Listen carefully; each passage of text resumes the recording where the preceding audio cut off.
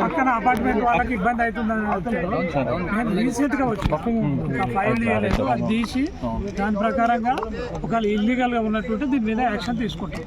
తర్వాత కనిపిస్తున్నాయి కదా సార్ 700 గజాల కన్నా ఎక్కువ ఉంది, 3000 గజాల వరకు ఎంత అనేది ఇంకా నాకు తెలియదు. అది నేను మొత్తం ఫైల్ చేసినాక అవన్నీ మీకు చెప్తాను. సస్పెండ్ చేసేది ఉందా ఇప్పుడు? ఇది అవినీతి అంటే సార్ సస్పెండ్ చేస్తారా? వైన్స్ బంద్ చేసే అవకాశం ఏమైనా ఉందా సార్? వైన్స్ బంద్ చేసేది మా చేతులు ఉండాలి, వాళ్ళు చూసుకుంటారు.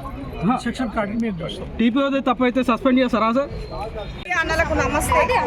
ఇక్కడ పక్కన అపార్ట్మెంట్స్ ఉంది, ఎదురుగా పిల్లల హాస్పిటల్ ఉంది, పక్కన సూపర్ మార్కెట్, ఒక స్కూల్ ఉంది, ఎదురుగా చిన్న పిల్లలు ఉన్నారు, ఒక మహిళలు ఉన్నారు. ప్రభుత్వాలు ఏమంటున్నాయి, గుడి దగ్గర బడి దగ్గర వైన్ షాపులు పెట్టకుండా అవి తీసివేయాలంటున్నారు. ఇక్కడ ఇండ్ల మధ్యలో ఎట్లా పెడతారు వైన్ షాప్? పిల్లలు అక్కడ పిల్లలు మహిళలు ఇబ్బంది అవుతుంది.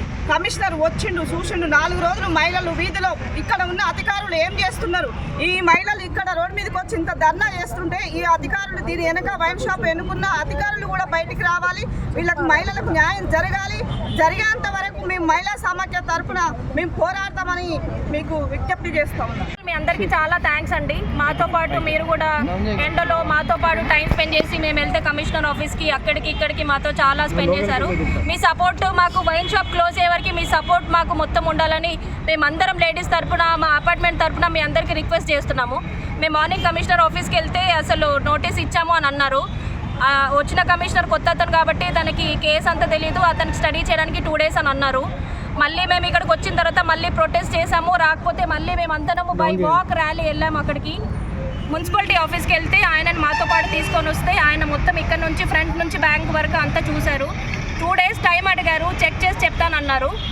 2 days తర్వాత మళ్ళీ వాళ్ళు ప్రాపర్గా యాక్షన్ తీసుకోకపోతే మళ్ళీ 3rd day కూడా మీ సపోర్ట్ మాకు కావాలి. మళ్ళీ మేము ఇదే విధంగా రోడ్డు మీదకి వచ్చి ఈ వైన్ షాప్ క్లోజ్ అయ్యే వరకు మేము ధర్నాకి దిగుతామని మేమందరం ఏకదాటిగా చెప్తున్నాము. మాకు ఎవరు సపోర్ట్ వచ్చినా రాకపోయినా మేమే పవర్, మా సెక్యూరిటీ కోసం, మా పిల్లల ఫ్యూచర్ కోసం వైన్ షాప్ క్లోజ్ అయ్యేదాకా మేము పోరాడుతూనే ఉంటాము.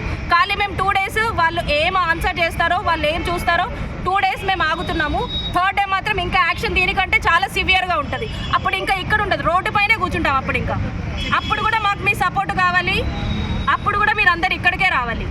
సీసీ కెమెరాలు చూస్తే మీకే అర్థమవుతుందండి. అన్నీ మా అపార్ట్మెంట్ వెంపే ఉన్నాయి, మా బాల్కనీలు అన్నీ ఇటు ఉన్నాయి. మేము ఆడవాళ్ళం బాల్కనీలోకి ఎలా వస్తామండి? అసలు మా పిల్లల్ని ఎలా పంపుతాం? మేము ఎలా వస్తామండి? కొంచెం అర్థం చేసుకుని ఇప్పటిదాకా సహకరిస్తున్నారు, ఇక ముందు కూడా మాకు సహకరించి ఇది తీయించేసేదాకా మా పోరాటం ఆపమండి. ఇది మా ఒక్కళ్ళ కోసం కాదు, ప్రతి మహిళ కోసం చేస్తున్నామండి. మేము మీ ఇంట్లో ఆడవాళ్ళు ఉంటారు, మీ ఇంట్లో ఆడపిల్లలు ఉంటారు, మీ అందరి కోసం కూడా మేము చేస్తున్నాం అనుకుని మాకు అన్నదమ్ముల్లాగా అందరూ నిలబడి మాకు అండదండలు ఇవ్వాలని మనస్ఫూర్తిగా కోరుకుంటున్నామండి. ఫస్ట్ ఈ సీసీ కెమెరాల పని ఏంటో చూడండి సార్, మాకు చాలా ఇబ్బందిగా ఉంది, మీకే తెలుస్తుంది అంతా. ఈ అవినీతిలో కూడిపోయింది కాబట్టి ఇటువంటి అక్రమ నిర్మాణాలకు తోడ్పాటు పడుతుందని చెప్పని మేము భావించవలసి వస్తుంది. ఎందుకంటే తోటి కార్పొరేటర్ కాబట్టి ఆయన నాకు ఐడియా గోల్కొండ కార్పొరేటర్ పద్మారెడ్డి, సింగిరెడ్డి పద్మారెడ్డి, అతను ఈ యొక్క అవినీతి అక్రమాలకు ఆయన బతకడానికి ఎవరినన్నా ఏమైనా చేయడానికి సిద్ధపడ్డాడు, తెగిరిచిండు. ఈ యొక్క అధికారం ఉందని చెప్పని వెలుగుతున్నాడు. దయచేసి అతని ఈ టీపీఎస్ ఇద్దరు కూడా గుమ్ముకై ఈ విధంగా అక్రమాలు జరుగుతున్నాయి. అదేవిధంగా సాయినగర్ కాలనీలో మరి కమిషనర్ తెలియకుండా ఏ టీపీఓ కలిసి మరి ఏ నోటీసులు ఇవ్వకుండా ఆ చెట్టు కూల్చిరేందో, మరి ఈ చెట్టు కూల్చకపోవడేందో.